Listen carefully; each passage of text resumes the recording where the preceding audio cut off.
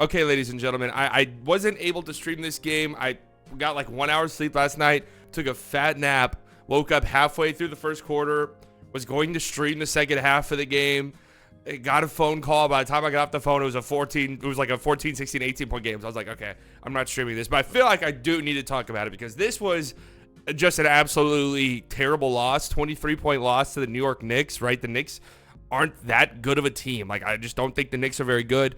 Obviously, we know Julius Randle has had his struggles all season long. RJ Barrett has been playing really well lately, admittedly, and he put up, he had a really good game, 32 points on 13 of 22 shooting. So, he played really well. The Knicks as a team shot very well by their standards, and the Mavs shot very poorly by their standards. So this was very reminiscent of an early season Mavs game. Now, I don't really want, the reason why I'm doing a post-game video about this game, even though I didn't stream it, is because I want to talk about how I feel now about this team, because I'm not going to lie, right? You guys know that I've been a little bit harsh on this team. I've been a little bit, hypercritical of this team at times so far this year. I'll touch on that here in a second. I understand that. But I kind of feel like, yeah, this game sucked tonight. Don't get me wrong. This game was absolutely terrible. But I kind of feel like, Mavs Twitter is starting to rear its ugly head a little tiny bit tonight. Because the Mavs have been one of the better teams in the league over the past 2 weeks. They've beat the Bulls. They've beat the Warriors. Defensively, they've looked really good. And so, me personally, even though I have been very hypercritical of this team, I mean, this is just kind of one of those throw the tape away and just move on type of games for me. Like, I'm not banging the table. I'm not screaming. I'm not yelling like I was at points earlier on in the season about this game. It sucked.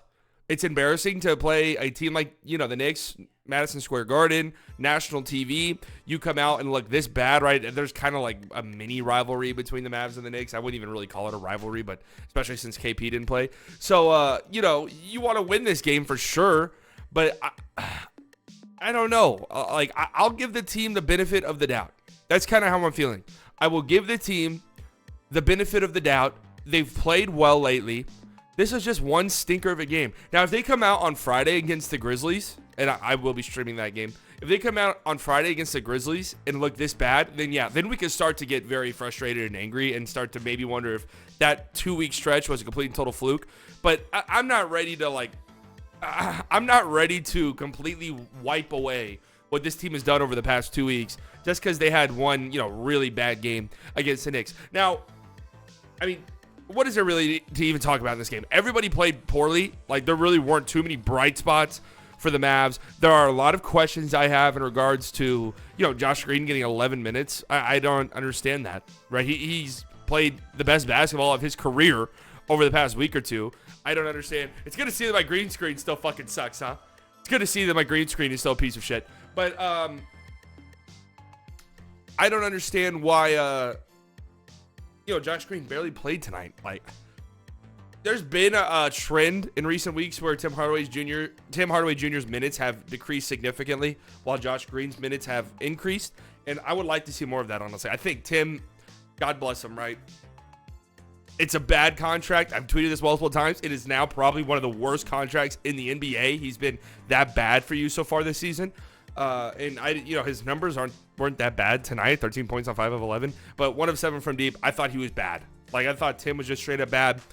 Dwight Powell got absolutely bitched tonight. I mean, he got just manhandled by Mitchell Robinson tonight. The Mavs had zero answer for Mitch Rob. And that it's funny because there was a discourse on Twitter earlier today from people people whose opinions I respect very highly, talking about how Miles Turner might not be better for this Mavs team than Dwight Powell, which obviously I disagree with majorly. I do think that a lot of Mavs fans are maybe overrating Miles Turner a little bit, but come on, clearly he is a better option than Dwight Powell. I kind of get where they're coming from, but I don't know how you could actually think that. As you can see, the shooting numbers are terrible. Luka went 1 of 9 from deep. Luka was abysmal tonight. Luka was absolutely abysmal tonight. I was talking about this in the Discord after the game. If you guys haven't joined the Discord server, there's going to be a link in the description. This season to me, at this point, for Luka, who's looked good since his return, don't get me wrong. Since coming back, Luka has looked a little bit better.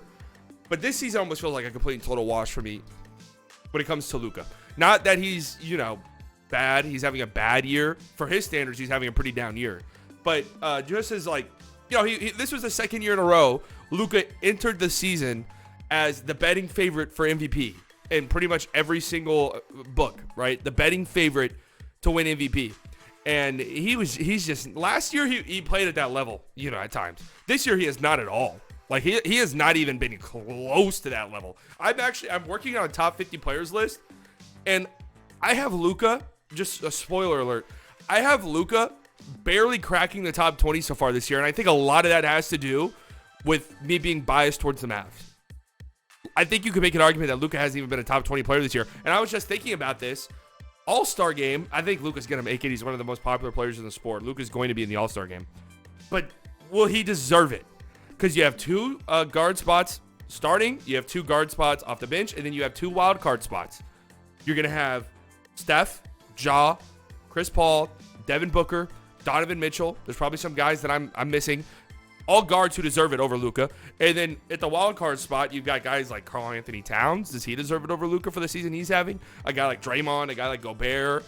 You know what I mean? Like, Luka has really not been good so far this season. And honest to God, by his standards, and honestly, I don't know how he can... I don't know how likely it is that he starts playing at an MVP level between now and the end of the season. I feel like there's just too much against him. His conditioning is bad. He's ankle injuries on and off, on and off, on and off. The Mavs seem to have a revolving door.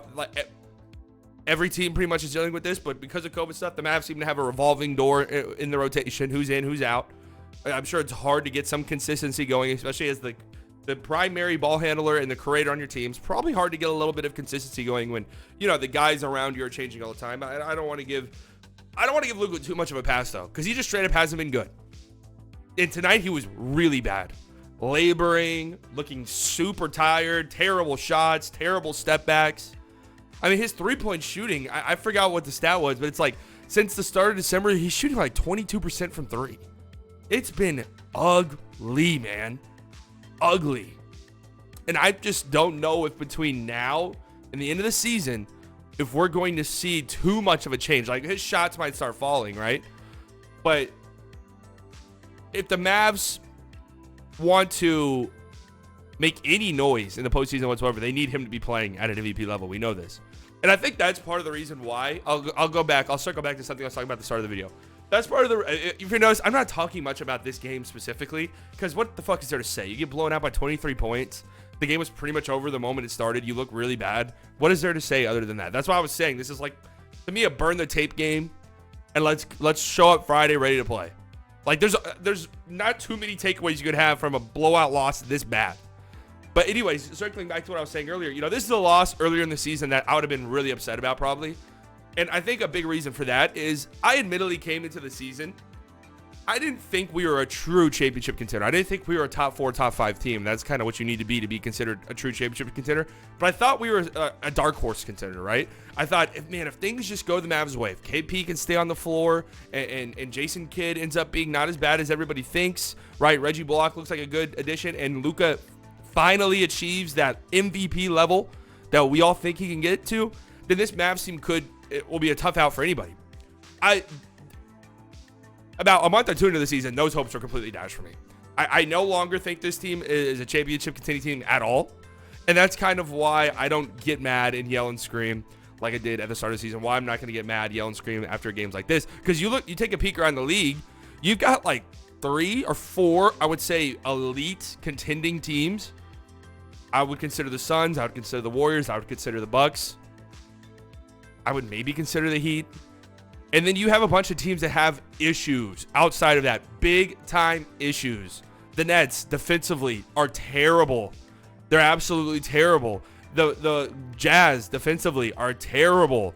Perimeter wise, their perimeter defense is horrific.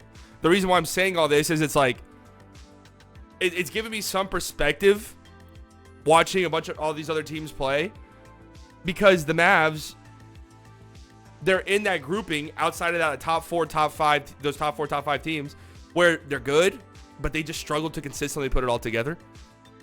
And once you sort of accept that, you accept that the ceiling of this team is 5th seed, maybe you get a favorable matchup round 1 and make it to the second round. then you could, it makes it easier to swallow losses like this, honestly, and deal with losses like this. So I know I just went off on a tangent. I barely even talked about this game, but again, what is there to fucking say, right? Luka has to play better. At some point, right, Luka is going to start, people are going to start questioning. This is the second year in a row now. Luka has come into the season out of shape. It has affected his play. It has affected the team. People are going to start asking questions. Does Luka have that drive? Does Luka have that drive to be an all-time great? To be the MVP level player we think he can be? To be a guy who can carry a team to a championship? It's one thing, part of me believes so. We saw him develop an entire mid-range game in one offseason. So I don't believe that he doesn't possess that. But at some point, man, these questions are going to start getting asked. You have to hold your best player accountable when he plays this shitty and you lose by 23 points to a team you have no business losing to, man. Just going to be real. This is not a good New York Knicks team. They are not good. You have no business losing to them. But yeah, it was just a terrible shooting night for the Mavs, a good shooting night for the Knicks by their standards, and just one of those games, man. I'm not gonna.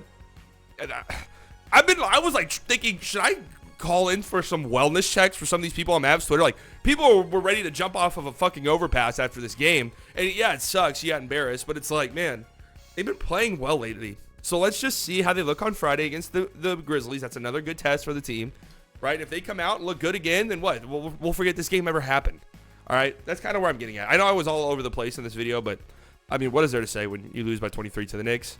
Just kind of ranting mainly about Mavs fandom currently, which is crazy because I was on the opposite side just a month or two ago.